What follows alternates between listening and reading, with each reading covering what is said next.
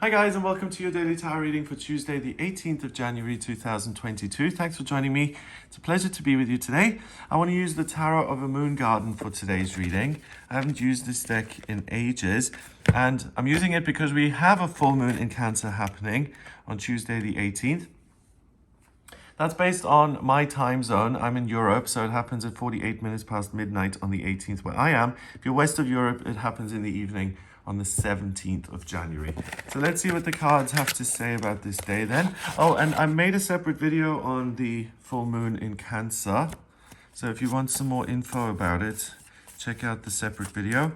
But for this daily tarot reading, I want to see what the cards have to say about this day, because the cards always have their own take on it, their own unique perspective. So let's see what they want to say.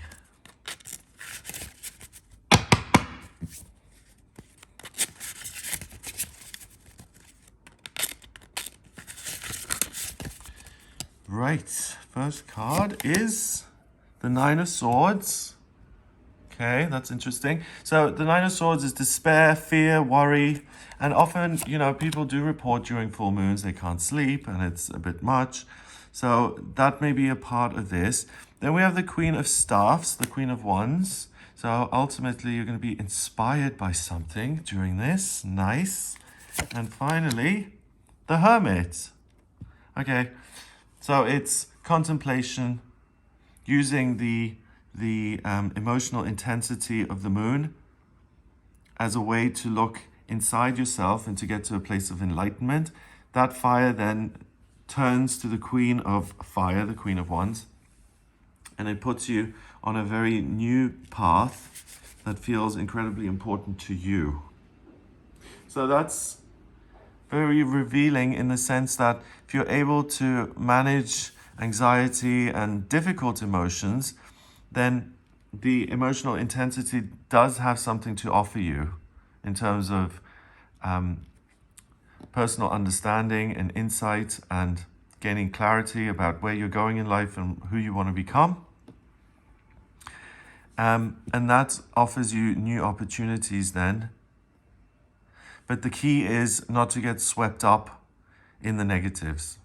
So the Nine of Swords, usually we've got someone sitting in bed, head in hand, same as here, worrying about everything. Each sword is hanging above her, and each one is a worry, a weight, a problem, something that, like intrusive thinking, bad experiences, trauma from the past. So when you add up 9 and they hang over you, it can feel like a bit much, and it can feel like you're close to your breaking point. And the Suit of Swords is air, that has to do with ideas and thinking. And we've actually got this big full moon behind. And the negative emotions that come up on this day are going to, like these little dragonflies here, they're going to magically transform into negative thoughts. That's the most likely way that your ego is going to try and prevent you from understanding yourself better and then hopping onto this new path by putting you in this state where you're just trying to manage your own thinking and your own negative experiences so that you're so distracted that you can't do any inner work. So the ego usually gets involved and tries to sabotage us when we're getting warmer to the truth or when we're near to getting what we want. So the fact that the ego is so triggered here means that if you listen to your intuition and your feelings, most importantly, the moon in astrology rules Cancer, a water sign, those are going to reveal your ideal future.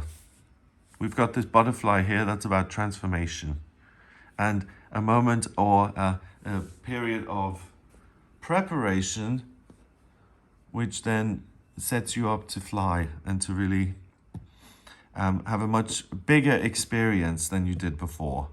So don't let your own fears or your own kind of negative thinking keep you down. It's very counterproductive. Next, we've got the Queen of Staffs.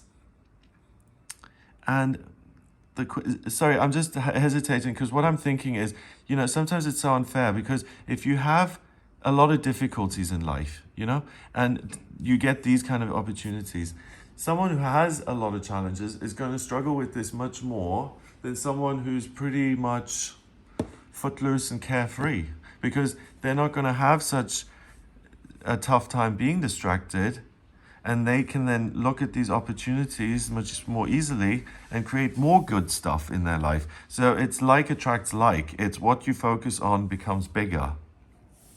It's kind of a particular way of breaking down the law of attraction here and your role in it. It's what you choose to focus on, that's going to take up a big part of your life.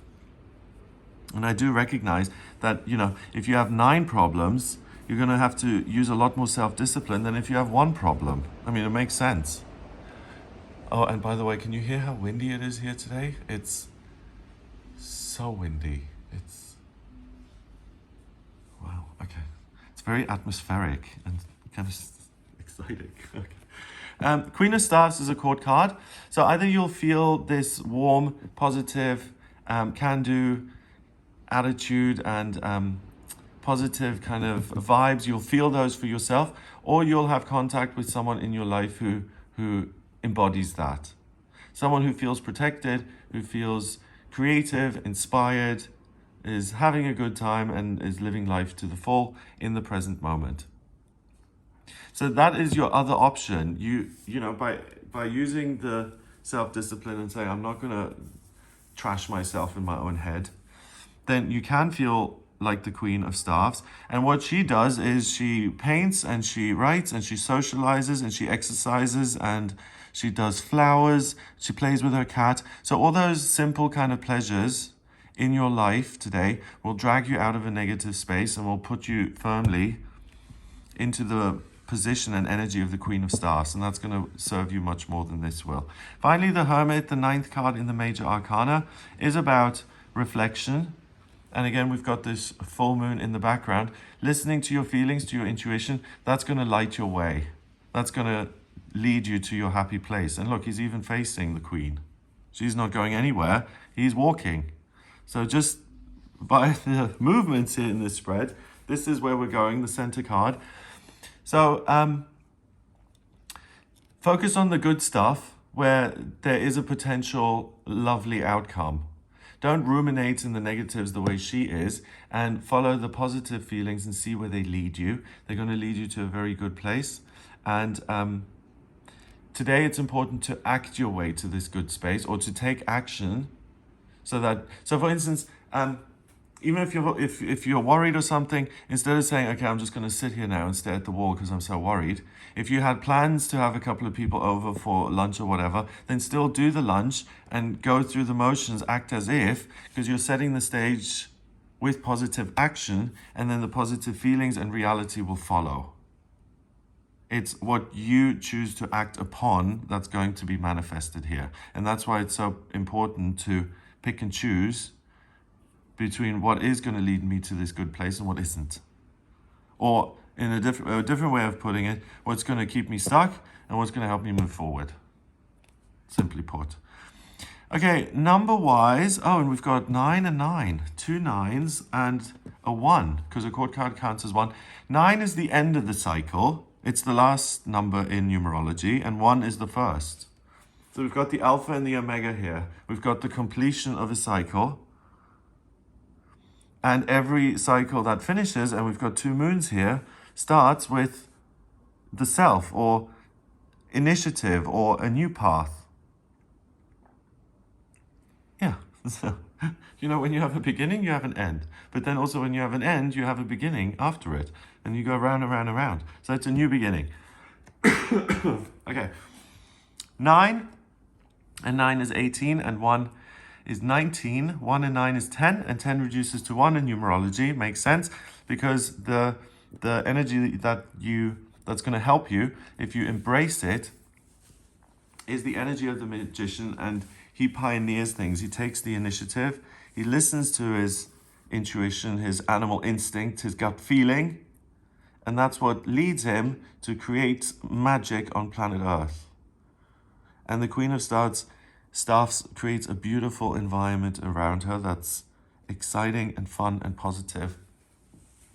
So that's another good question. What are you going to create on this day? Yeah.